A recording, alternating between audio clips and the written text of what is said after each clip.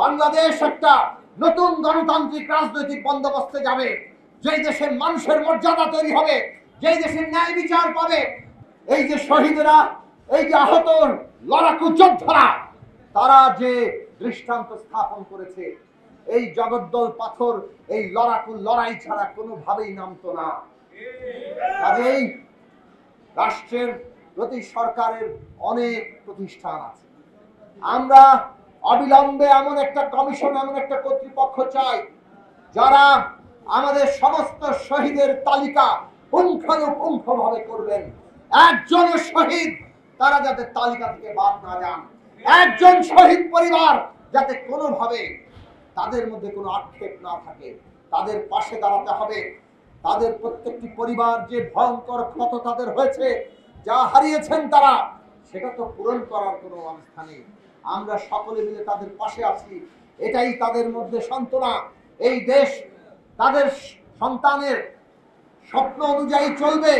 বাংলাদেশ একটা নতুন গণতান্ত্রিক রাজনৈতিক বন্দোবস্তে যাবে, যেই দেশে মানুষের মর্যাদা তৈরি হবে, যেই দেশে ন্যায় বিচার পাবে, যেই দেশে প্রত্যেকটি মানুষ সুযোগের সমতা পাবে, বৈষম্যহীন বাংলাদেশ হবে।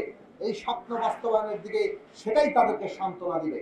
কাজে আমরা এমন একটা কর্তৃপক্ষ দেখতে চাই, অবিলম্বে একটা কমিটি গঠন করুন যারা সমস্ত শহীদের তালিকা প্রণয়ন করবেন, প্রত্যেকটি শহীদ পরিবারের কাছে যাবেন এবং তাদের পরিবারের দায়িত্ব গ্রহণ করবেন।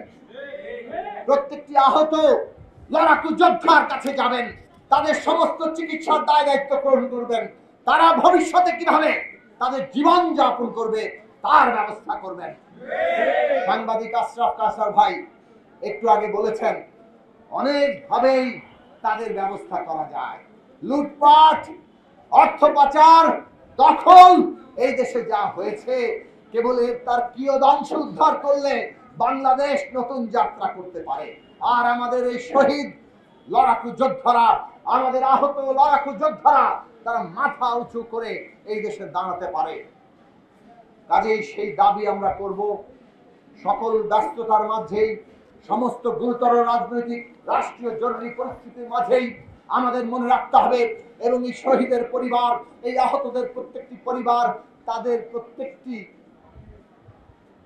অনুভূতি আজকে আমাদের সহায়। আমরা সেই সহায় নিয়েই আগামী দিনের বাংলাদেশ গড়ে তুলতে পারব। সেই জায়গাটা মনে রাখবেন। আমরা বাংলাদেশের প্রত্যেকটি অঞ্চলে যেখানে লড়াইয়ে যারা শহীদ হয়েছেন সেই তালিকা আমরা চাই। আমাদের দলের পক্ষ থেকে আমাদের সীমিত সামর্থ্য অনুযায়ী আমরা চেষ্টা করেছি। গতকাল গার্মেন্টস শ্রমিকদের মধ্যে যারা নিহত হয়েছেন তাদের 26 জনের তালিকা প্রকাশ করা হয়েছে। আজকে মোহাম্মদপুর আদাবর অঞ্চলে ইতিমধ্যে সংগৃহীত তথ্য 22 জন নিহত শহীদ হয়েছেন, 2 জন নিখোঁজ আছেন এখনো, এবং প্রায় 300-র কাছাকাছি এখানে লড়াকু যোদ্ধা আহত, গুরুতর আহত। তাদের তালিকা তৈরি হয়েছে। এটা প্রফেসর ইউনূসের নেতৃত্বাধীন এই অন্তর্বর্তী সরকারের কাছে আমরা দেব। আমাদের সংগঠনের পক্ষ থেকে আরো ঢাকার বিভিন্ন অঞ্চলে, উত্তরা অঞ্চল, মিরপুর অঞ্চল সহ বিভিন্ন জায়গায় আমরা একই ধরনের কাজ করছি। আমরা সেই তালিকাও সামনে আনব এবং অন্তর্বর্তী সরকারের কাছে দেব। আমরা অন্তর্বর্তী সরকারের কাছে আহ্বান জানাই, আরো বিভিন্ন সংগঠন কাজ করছে, সরকারের উচিত সকল তথ্যগুলোকে যথাযথভাবে যাচাই বাছাই করে আমাদের প্রত্যেক শহীদের তালিকা প্রণয়ন করা।